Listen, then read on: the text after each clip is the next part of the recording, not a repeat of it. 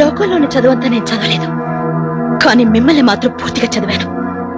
మిమ్మల్ని మొదటిసారి కలిసినప్పుడు మీరొక మూసిన పుస్తకం అని, దాని నిండా ప్రేమ ఉందని భ్రమపడ్డాను. మేఘనా, నువ్వు నా ప్రేమ గురించి నువ్వు మాట్లాడదు. వెళ్ళిపో, దూరంగా వెళ్ళిపో. వెళ్ళిపో వెళ్ళిపో అని బెదిరిస్తే బెదిరిపోవడానికి నేనేం భయపడే మనిషిని కాను. కానీ పెళ్లి అనే గొలుసు మన ఇద్దరిని కట్టిపడేసింది. అదంత సులభంగా తెగదు. ఎందుకు తెగదు?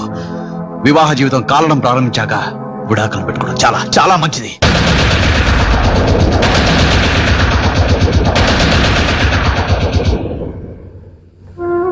విడాకులా?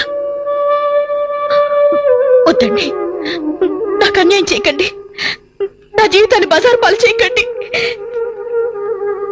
అంటూ గడగడ వణుకుతూ కన్నీళ్లతో మీ కాళ్ళని కడుగుతాననుకున్నారా?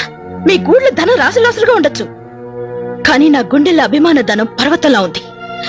ఈ మేఘన ప్రాణాలైనా వదులుతుంది గాని పాదాల్ని మాత్రం